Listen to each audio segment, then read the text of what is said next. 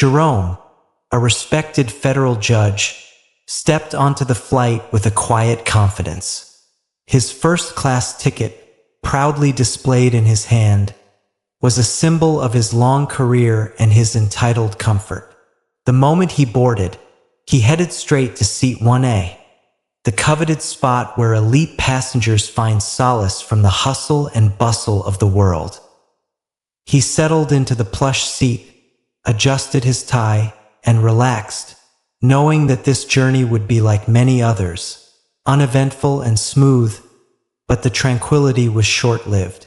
Sarah Mitchell, the head flight attendant, approached him with a calm yet firm demeanor.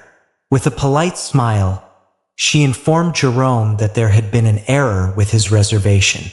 "I'm terribly sorry, sir, but this seat is reserved for another passenger," she said, as if it were an ordinary misunderstanding. She asked him to move to the economy class, despite the fact that Jerome held a valid first-class ticket. For a moment, Jerome's mind raced. How could this be? Surely there had been a mistake. His ticket was clear, his status impeccable. He was no ordinary traveler. Yet, in the face of Sarah's professionalism, he felt a strange tug of hesitation. Instead of protesting, raising his voice, or making a scene, an easy choice for a man of his stature, Jerome chose a different path.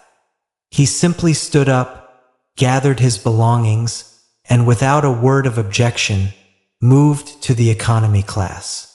His steps were measured, deliberate, and perhaps a bit heavy with the weight of his thoughts. What was going through his mind as he sat in that new seat, with the glaring difference between first-class luxury and the cramped quarters of the economy section? Was he angry, resentful, or did he understand something deeper, something about the quiet power of patience and grace? The answer remained a mystery for now, but one thing was clear. Jerome's response would set the stage for something far more significant than just a simple seating dispute. Jerome sat back in the economy class, the small, stiff seat pressing uncomfortably against his frame. He hadn't spoken a word, his expression neutral, but his mind was alive with thoughts. The inconvenience of the situation gnawed at him, but he didn't allow it to show. He took out his phone and typed a brief message to an acquaintance, a fellow judge who knew the ins and outs of such matters. Kicked out of first class. Ticket denied. No explanation. His fingers hovered over the screen for a moment, as if uncertain whether to send it. Finally, with a tap, the message was off. A part of him hoped for an answer, some sort of clarification, but deep down, he knew it was futile. What had just happened wasn't a simple error. It was something more. He couldn't explain it yet, but he felt it in his bones. The power struggle, the disregard for his status. It was all there. Meanwhile, Sarah Mitchell, the flight attendant, continued her work, oblivious to the storm she had just unleashed. She had already moved on, thinking it was a mere oversight, nothing more than an unfortunate mix-up that had been resolved. She didn't know the caliber of the person she had just crossed. She didn't know who Jerome truly was. As the plane soared through the clouds, Jerome remained silent, his mind not on the flight, but on the injustice he had just suffered. The unease in his chest grew heavier by the minute. He couldn't let it slide. This was bigger than just a seat. It was about respect. It was about dignity. Without warning, Jerome picked up his phone once again. His hands were steady as he dialed a number that connected him to someone in power. The call was short, purposeful, but the words he spoke carried the weight of everything he had silently endured up to this point. "I need to speak with the captain," he said in a calm, measured tone, his voice betraying none of the rising tension inside. "Now." There was a brief pause on the other end of the line, followed by a polite acknowledgement. Moments later, The call was patched through, and the captain's voice crackled over the phone. "Captain Harding here. How can I help you?" Jerome didn't hesitate. "I'm Jerome Montgomery, federal judge of the district court. I'm on this flight and I've just been removed from my assigned seat in first class. I've been given no explanation and treated with complete disrespect. I need to understand why this happened, and I need a resolution immediately." The captain's response was instantaneous, a blend of surprise and professionalism. "I'm terribly sorry to hear that, Judge Montgomery. Let me check with the crew and get back to you right away. Please remain calm." Jerome didn't respond. He just ended the call. The wheels in his mind were turning, and he knew that this was no longer just about the flight. This was about sending a message. He had been wronged, and he wasn't about to let it slide. Sarah, meanwhile, was finishing her rounds, ensuring the passengers were comfortable. She hadn't even realized the magnitude of the storm that was brewing in the background. It was just another routine flight for her. But Jerome was not someone who would be easily dismissed. The weight of his position, the power of his name, all of it hung in the air, unseen by most but felt by a few. Moments later, the captain approached Sarah, his expression serious. "I need you to check on the gentleman in seat 29B, the one who was moved from first class. He's making some serious claims. Make sure you handle this delicately." Sarah's brow furrowed. She had no idea what had just escalated. "Understood, Captain." She made her way to Jerome, who was still sitting quietly, but there was a tension in the air that wasn't there before. She had seen the calm before a storm, and now it felt as though the storm was about to break. That as she approached him, she hesitated, unsure of how to handle the situation. She could see that Jerome wasn't angry, but there was something in his eyes, something that told her this wasn't just about the seat anymore. This was personal. "Sir," she began, her voice faltering slightly, "I've just been informed that you have concerns about the seating arrangement. I truly apologize for the inconvenience. Is there anything I can do to make things right?" Jerome's eyes met hers, his expression unreadable. He didn't speak for a moment. Then slowly he stood up.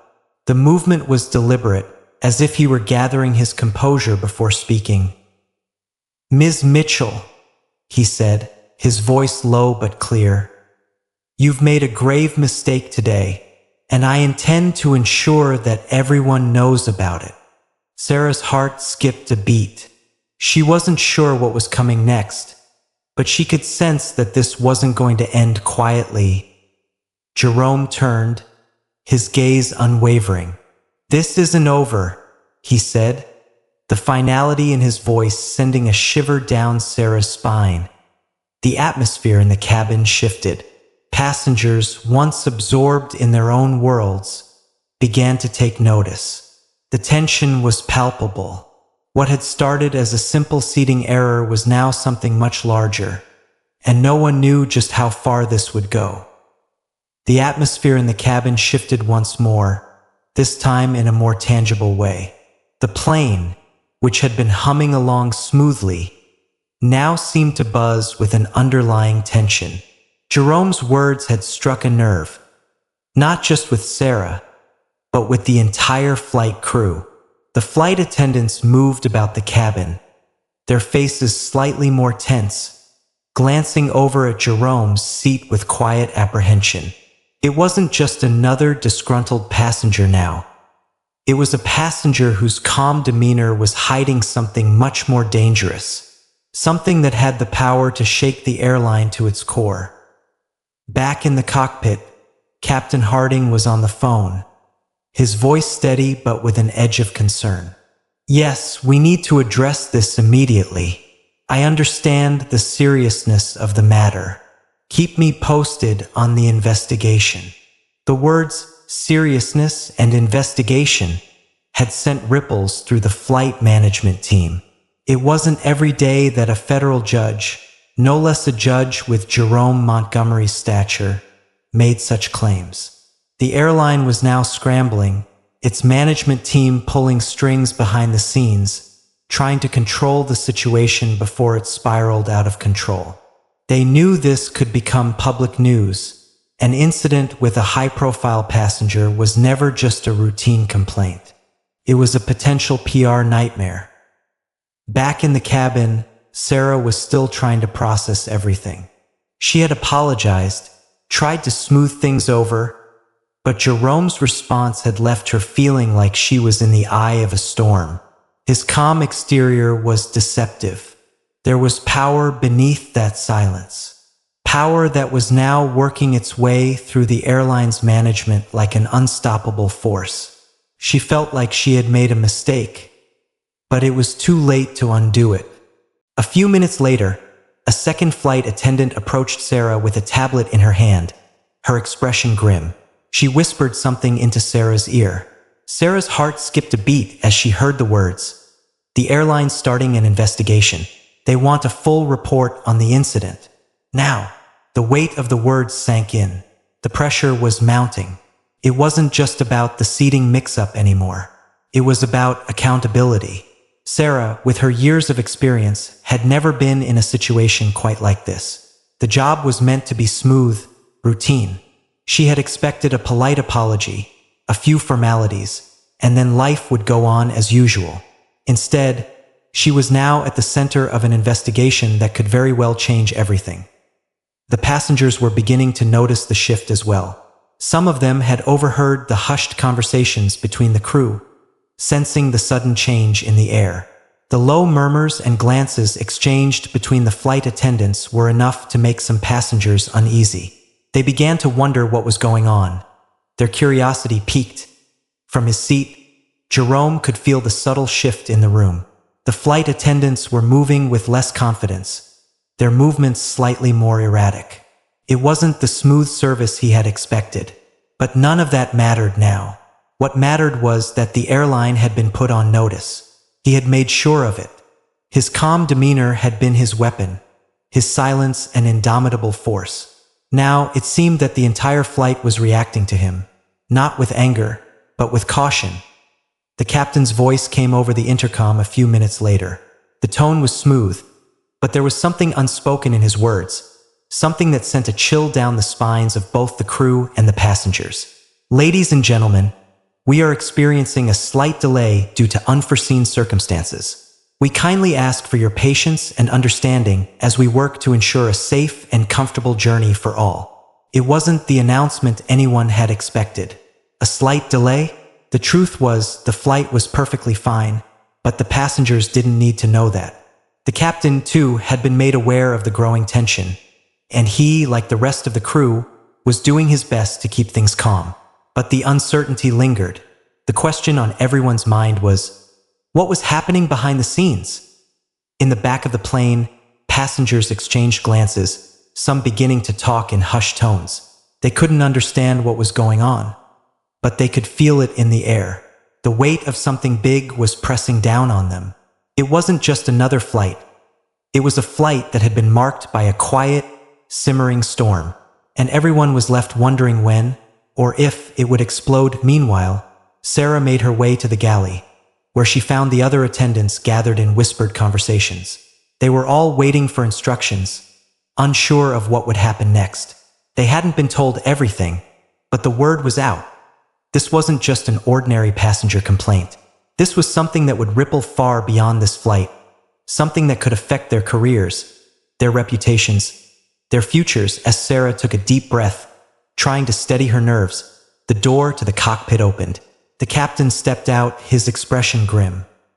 He glanced at Sarah, and without saying a word, handed her a printed document.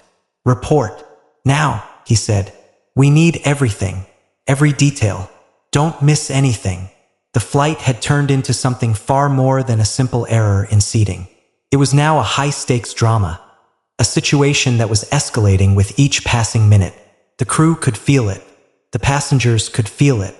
And Jerome, sitting calmly in his seat, knew that he had just begun the process of turning this flight into a fight for justice. The storm was coming, and no one knew where it would end as the flight continued. The situation grew more intense. The crew, who had been caught in a whirlwind of uncertainty and tension, could feel the weight of the impending consequences bearing down on them. Sarah, who had always prided herself on her professionalism and poise, was now faced with the reality of what could be a career-altering mistake. The call had come through just minutes before. The airline's management had decided to take immediate action. Sarah was immediately informed that she was being suspended, pending an investigation. The words felt like a heavy blow, each one sinking deeper into her chest. She had never imagined that something as simple as a seating mistake could spiral into something this catastrophic. The sense of disbelief lingered as she was told to step aside and prepare for a hearing. Her mind raced. What would happen next? Would her suspension be permanent? What would her colleagues think? Sarah's thoughts were interrupted as her supervisor, visibly tense, walked over to her. "I'm sorry, Sarah," he said softly, his voice almost apologetic. "The airline is taking this very seriously. You need to head to the back of the plane now. They're handling the situation directly from here on out."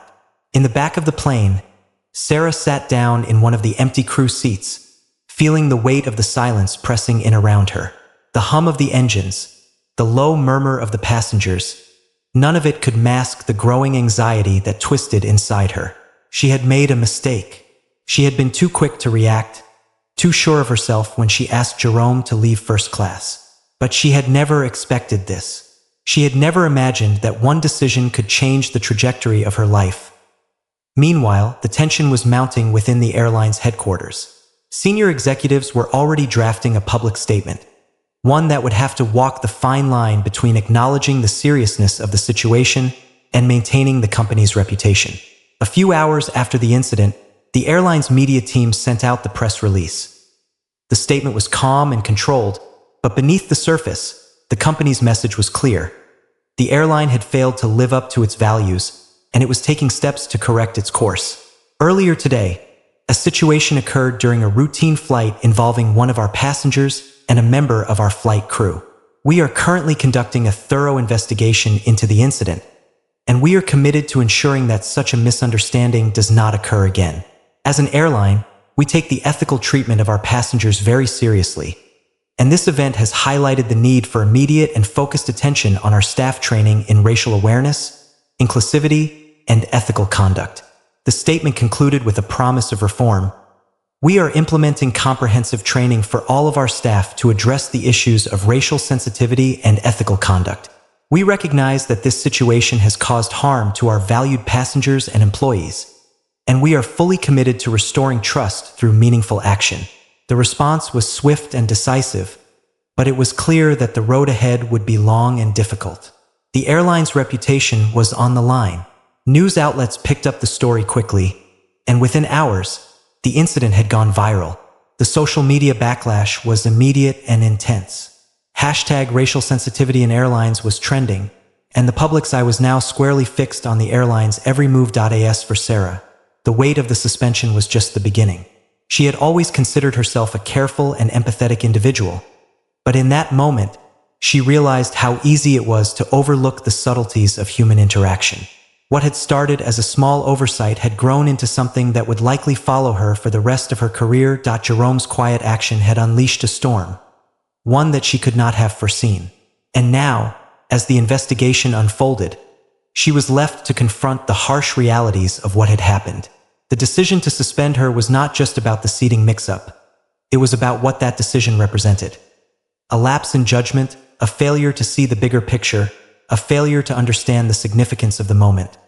For Sarah, the weeks ahead would be filled with uncertainty. She would face a hearing, and the consequences of that hearing could very well determine her future with the airline. But she knew one thing for certain. The industry, the world, would be watching. They would be waiting to see what the airline would do next, and whether the lessons learned from this painful experience would truly result in lasting change. As the plane finally landed and the passengers disembarked, the storm that had begun mid-flight was far from over. The ripple effects of that one decision would continue to unfold, leaving everyone involved to wonder just how deep the damage would go. Jerome's silence was not an absence of emotion, but rather a quiet force that seemed to speak volumes. As he sat there in the cramped economy class seat, the discomfort of the situation wrapped around him like a heavy cloak, but he did not react with anger. He could feel the stares from nearby passengers, the awkward tension that had settled over the entire cabin, but he kept his focus. His expression remained calm, his shoulders squared, his hands folded neatly in his lap. He said nothing. This silence, though, was far from passive.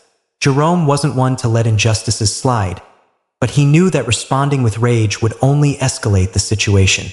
The flight attendant's behavior had been a result of ignorance, not malice, but the impact of her actions ran deep. By choosing silence, he communicated far more than any words could express. He was not going to lower himself to the level of shouting or creating a scene. Instead, he would allow the situation to unfold as it would, knowing that the consequences would be far more meaningful than any outburst. As the minutes ticked by, the passengers in the surrounding rows began to sense the magnitude of the moment. It was not just a misplaced ticket or a seating assignment issue. It was something deeper, a quiet protest against the casual racism that often went unnoticed, unchallenged. Jerome's restraint became a powerful tool, one that spoke louder than any angry words could. He refused to give the situation the satisfaction of a dramatic confrontation. He understood the power of holding space, of letting his silence be the loudest response. Meanwhile, Sarah, still reeling from the shock of the suspension, had begun to sense the shift in the atmosphere. The crew was nervously whispering in the back, trying to decipher what had gone wrong. It was clear that the situation had escalated beyond a simple mistake. But even as they spoke, their words felt hollow. They hadn't grasped the full depth of the impact of the moment, just how deeply it had affected Jerome, just how much weight his silence carried. Jerome's decision to stay silent wasn't a passive acceptance.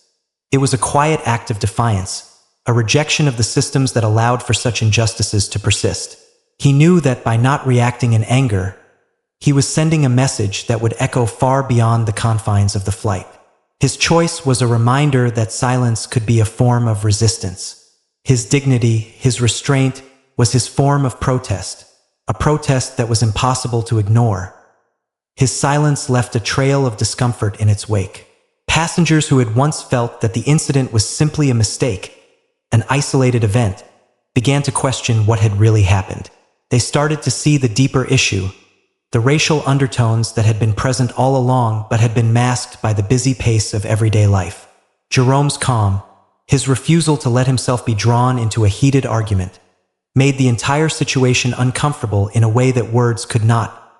The flight continued, but the dynamic had changed. What had started as a routine journey was now something much more significant. The tension lingered in the air as passengers began to reflect on what they had witnessed. Jerome's silence made them look inward, made them question their own reactions, their own biases. For Jerome, the impact was not immediate. He wasn't interested in spectacle, in immediate gratification. His silence was an investment in something far more important, the long-term effect of his actions. He knew that this moment would be dissected, analyzed, and discussed far beyond this flight. And while it might seem like he was doing nothing, he was actually doing everything.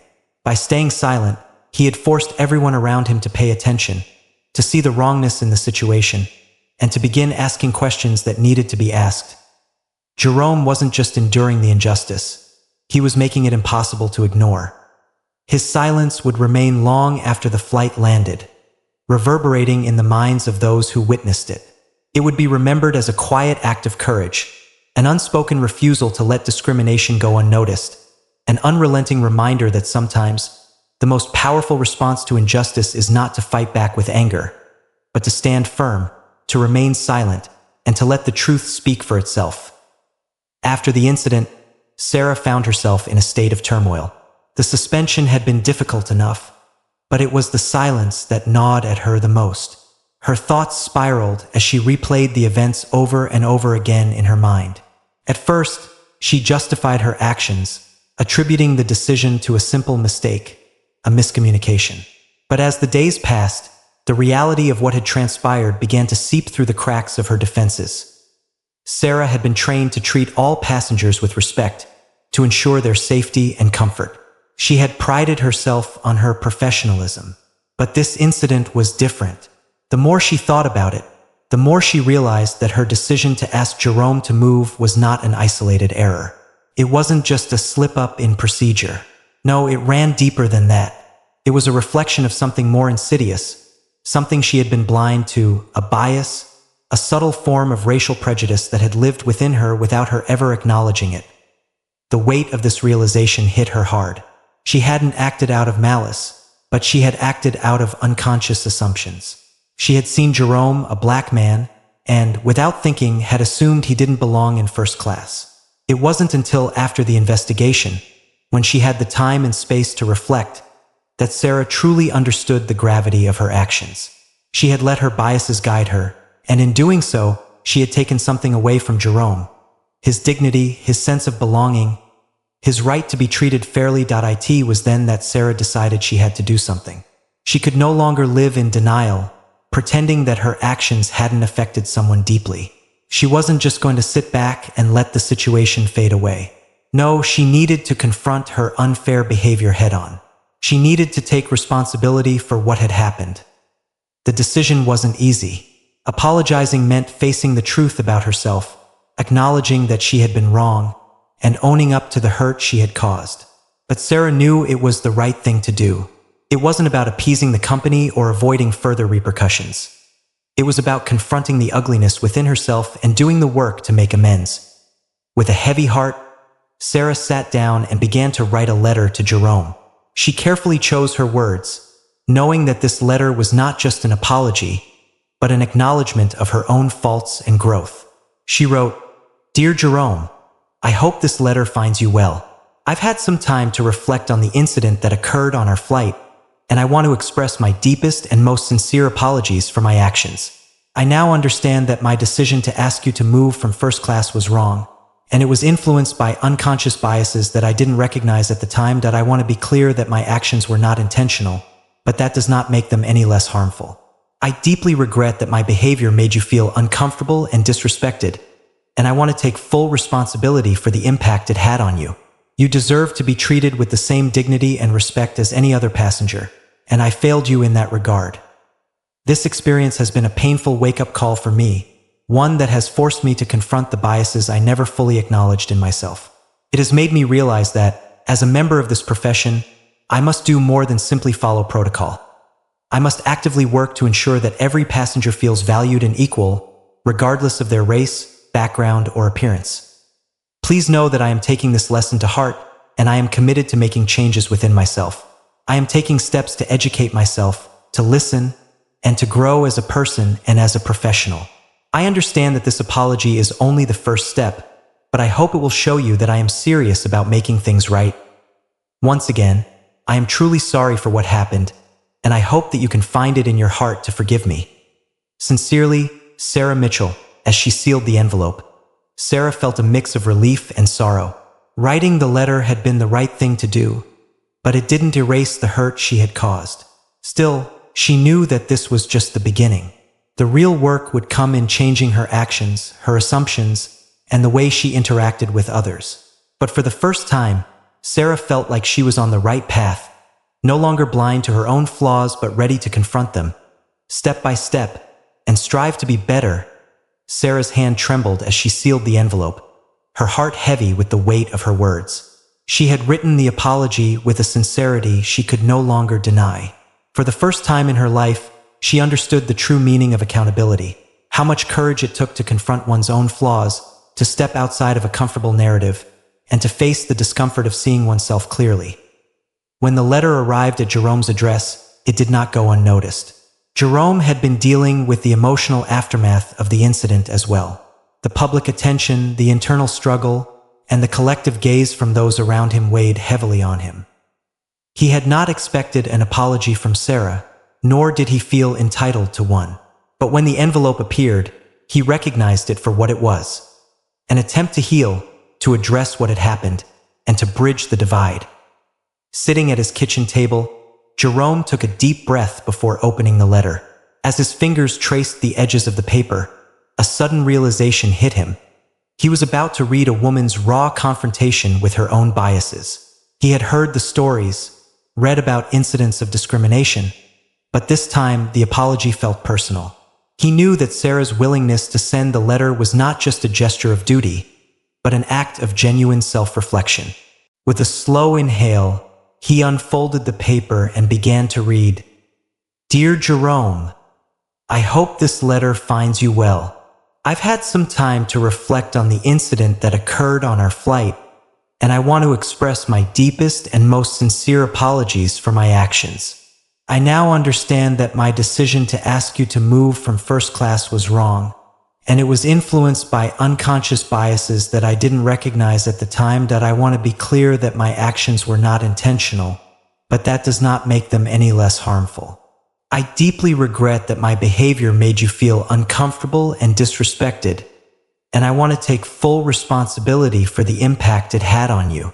You deserve to be treated with the same dignity and respect as any other passenger, and I failed you in that regard. This experience has been a painful wake-up call for me, one that has forced me to confront the biases I never fully acknowledged in myself. It has made me realize that, as a member of this profession, I must do more than simply follow protocol. I must actively work to ensure that every passenger feels valued and equal, regardless of their race, background, or appearance. Please know that I am taking this lesson to heart, and I am committed to making changes within myself. I am taking steps to educate myself, to listen, and to grow as a person and as a professional.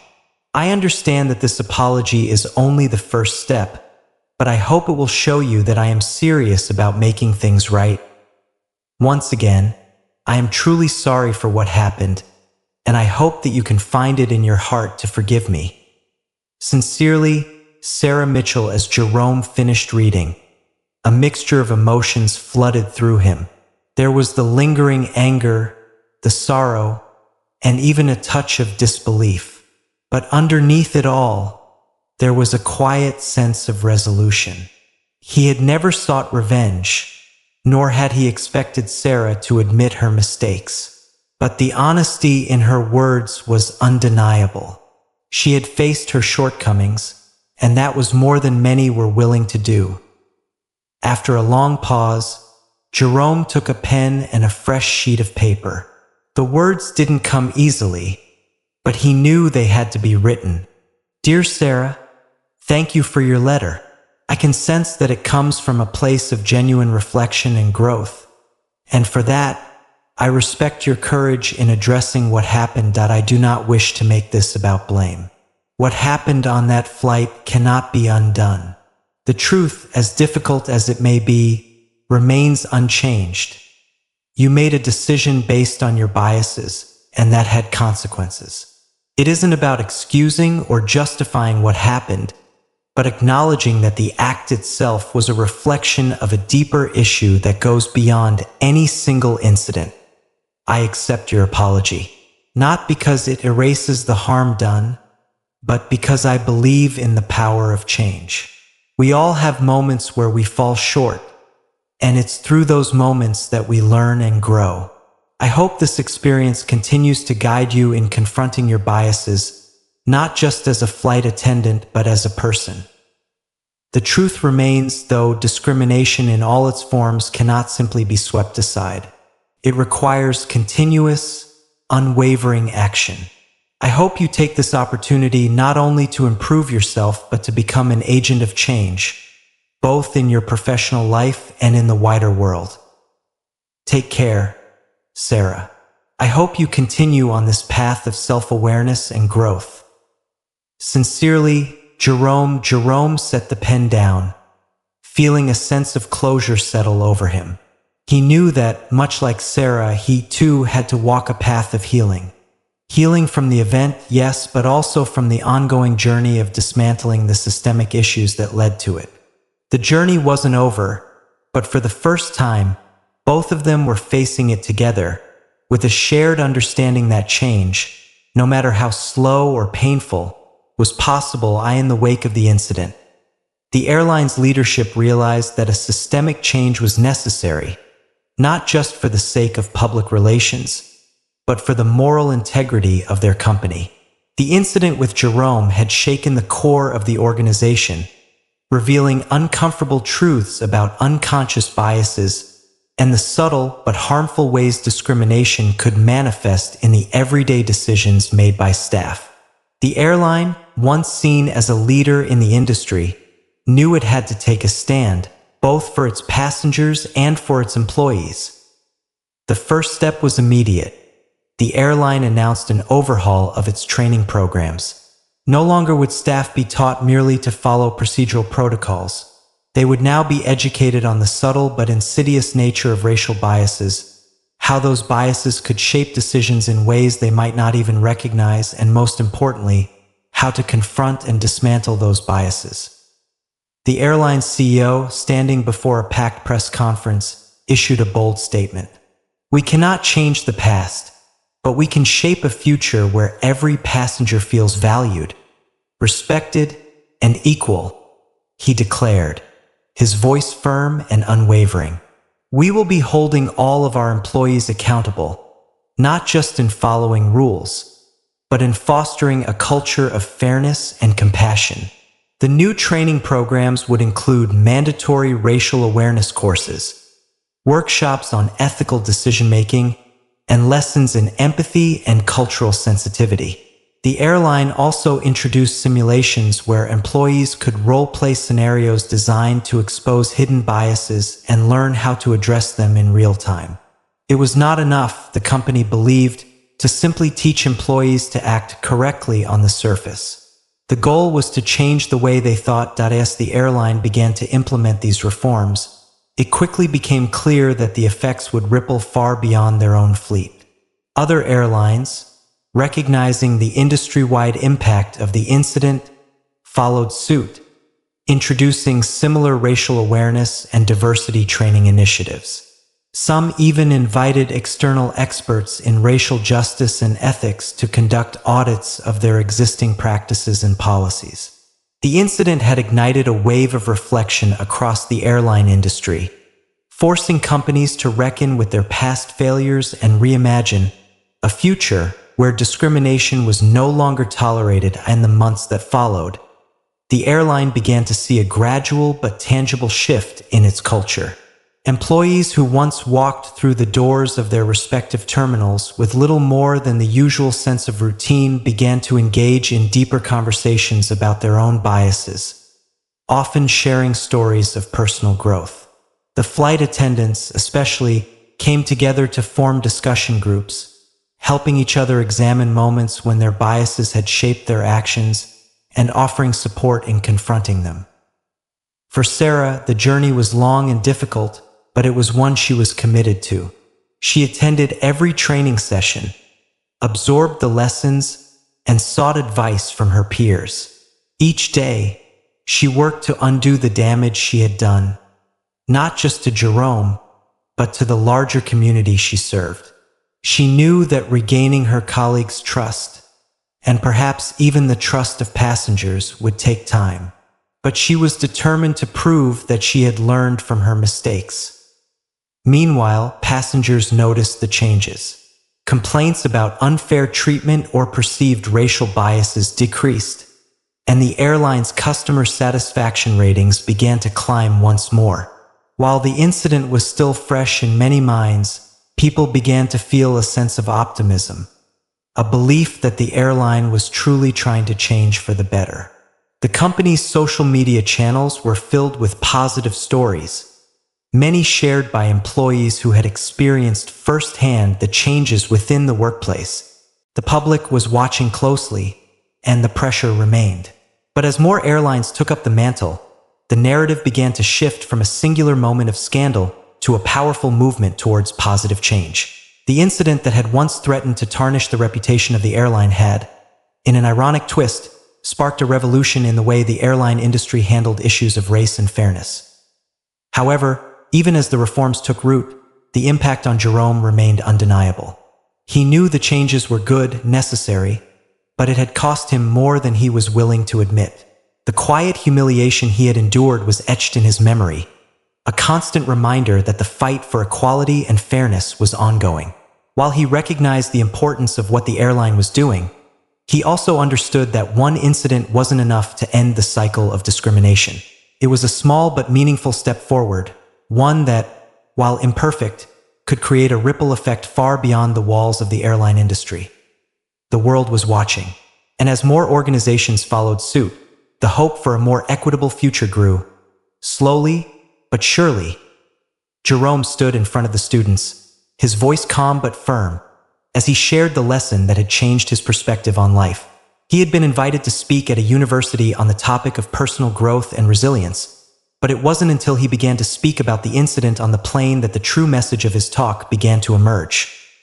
"It's easy to react," Jerome began, his gaze sweeping across the room. "In the face of injustice, in the face of wrong, our instinct is often to shout, to demand justice, to let the world know we've been wronged. And while those reactions are natural, they're not always the most powerful." He paused, letting his words settle in the air. The students listened attentively, sensing that something deeper was coming. "I chose silence," he continued. "Not because I didn't feel the sting of what happened, not because I didn't know I was in the right, but because sometimes the loudest voice is the one that says nothing at all. It's in those moments of restraint that you truly show strength, not by forcing your will onto others, but by accepting the truth, no matter how uncomfortable it may be." Jerome's eyes flickered for a moment, recalling the pain of that day, the frustration of being unfairly treated. But as he spoke, he realized that silence wasn't a sign of weakness, as many might assume. It was a choice, a powerful one, a choice that allowed him to take control of the situation without becoming a part of the noise and chaos. "The truth is," he said, "I didn't need to fight back in that moment. My silence wasn't defeat. It was a strategy to let the world see not only what happened, but how I responded to it. And in the end, my silence spoke volumes. It forced others to reflect on their own actions, and that, in turn, created change." The students sat quietly, absorbing the weight of his words. Silence was often seen as a passive act, something weak or submissive. But Jerome had turned it into a powerful tool, a means of standing up for what was right without lowering himself to the level of anger and aggression. He had demonstrated that real courage doesn't always mean fighting back. It often means holding back and allowing the truth to speak for itself.